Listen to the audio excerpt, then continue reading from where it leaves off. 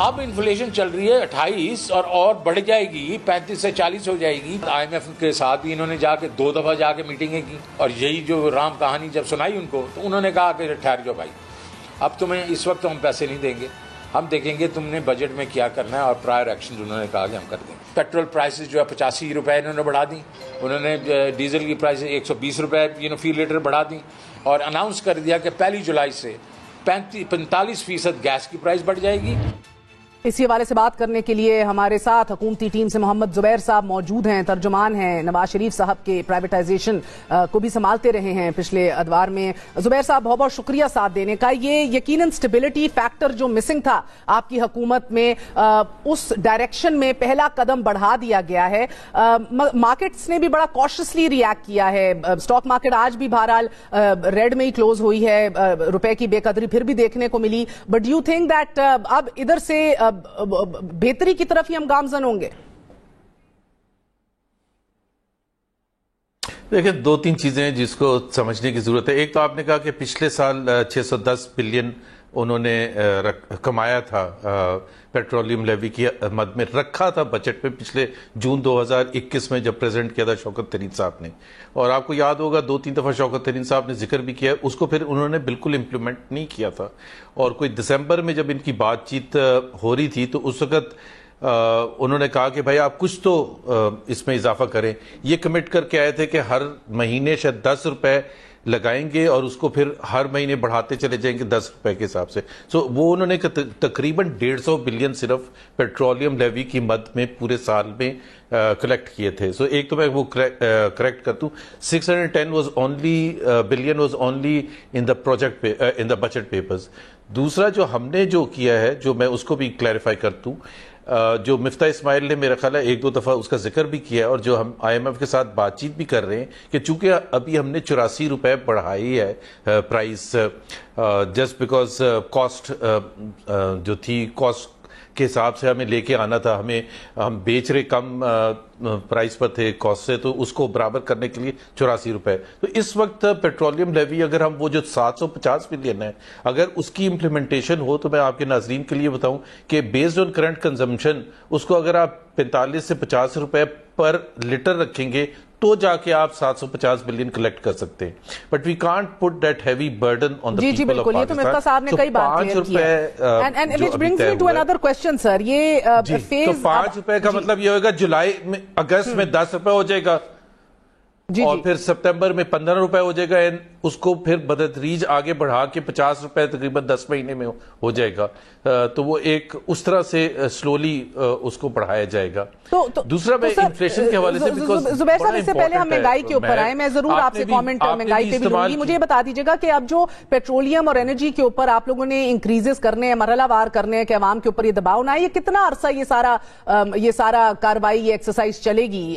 میرا مطلب ہے کہ 1.5 سال اب اگلے ہر ماہ متوقع رہے عوام کو کہ کوئی نہ کوئی تھوڑا بہت یا موٹا بھاری بھرکم ڈوز ملنا ہے؟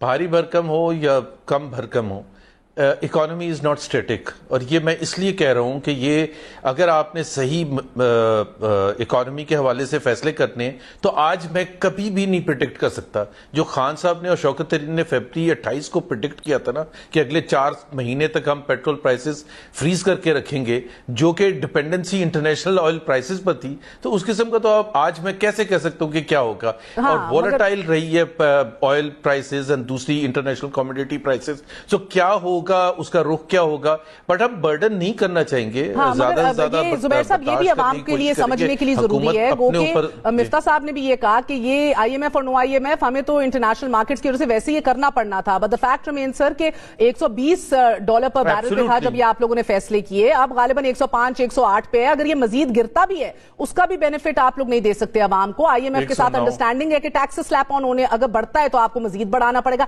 ایدر وچ وے عوام کے لیے اب شامت ہی ہے. دیکھیں 109 ہوا ہے پر بیرل آج کی پرائس ہے برینٹ کی, 100 ہو جائے اللہ کرے, سستی ہو جائے.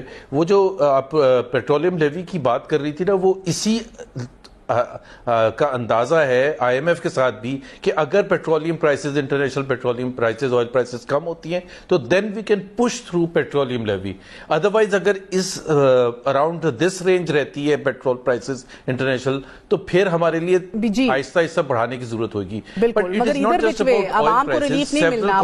بین الاقوامی منڈی میں برینٹ اگر کم بھی ہو جائے تو وہ ٹرانسلیٹ نہیں کیا جا سکتا ان حالات میں عوام کے لیے. یہی سر کلیئر کرنا اچھا ہے, بہتر ہے کہ عوام سمجھ جائے کہ کیا ایکسپیکٹ کرنا ہے.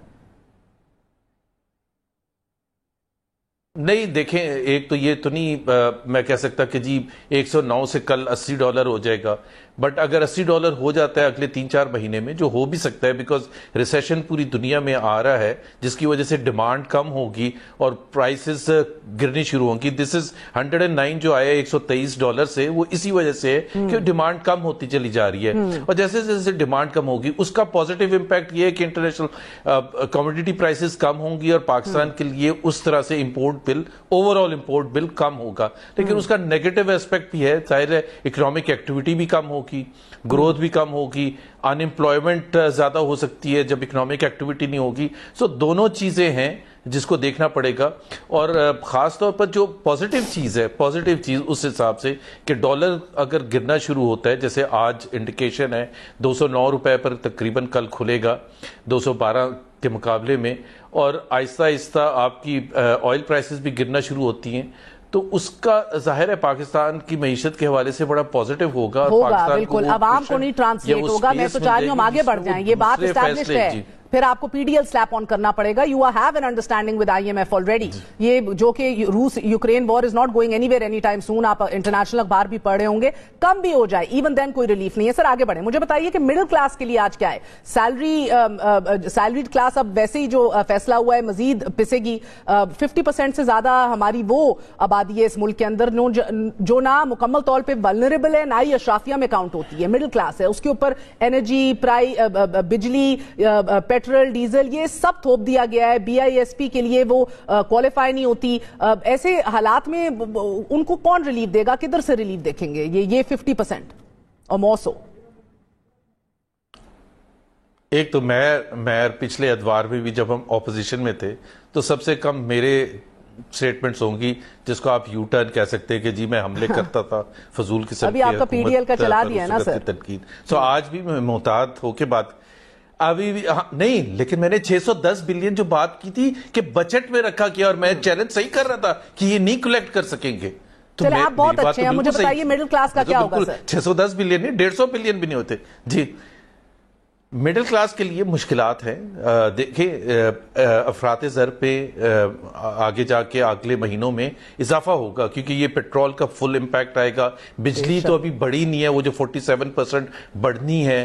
اسی طرح سے گیس کی پرائسز بڑھنی ہے. پھر اس کے اثرات یہ تمام چیزوں کے کھانے پینے کی اشیاء پر اور دوسرے پروڈکٹس پر ہوں گی. تو ظاہر سی بات ہے افراط زر بڑھے گی, مہنگائی بڑھے گی, اور اس کی وجہ سے سب سے زیادہ امپیکٹ اس کا مڈل کلاس پر ہوتا ہے بیکاز ان کو ایک منیمم اسٹینڈرڈ آف لیونگ بھی مینٹین کرنی پڑتی ہے. سو ظاہر سی بات ہے چیلنجنگ ٹائمز ہوں گے, لیکن پلیز میں ایک آپ سے آدھا منٹ ضرور لوں گا کہ اگر کوئی یہ ایکسپیکٹ کر رہا ہے دنیا کی کسی بھی پولیٹیکل پارٹی سے کہ وہ حکومت میں آ کے ایک دم سے اکانومی کو ٹرن اراؤنڈ کر دے, تو ایسا کسی کے پاس کوئی فارمولا نہیں. آپ لوگ تو بڑے زبردست اہل اور قابل لوگ تھے, پتہ نہیں میں تو ابھی بھی سمجھنے سے قاصر ہوں, مگر سمجھا دیا خرم دستگیر صاحب نے بہت حد تک ٹوکرا یا یہ حالات آپ نے اپنے سر کیوں لیے ہیں. مجھے یہ بتا دیجئے سر کہ ایسے حالات میں جدھر اساسوں کو گروی رکھا جا رہا ہے, مزید قرضوں کے لیے ہم دنیا سے متمنی ہیں, ایسے حالات میں پارلیمنٹیرینز کا بجٹ 70 ارب مختص کر دینا, ایسے حالات میں سول سرونٹس کا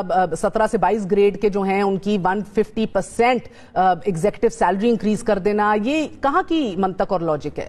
ذرا سا سمجھا دیجئے گا.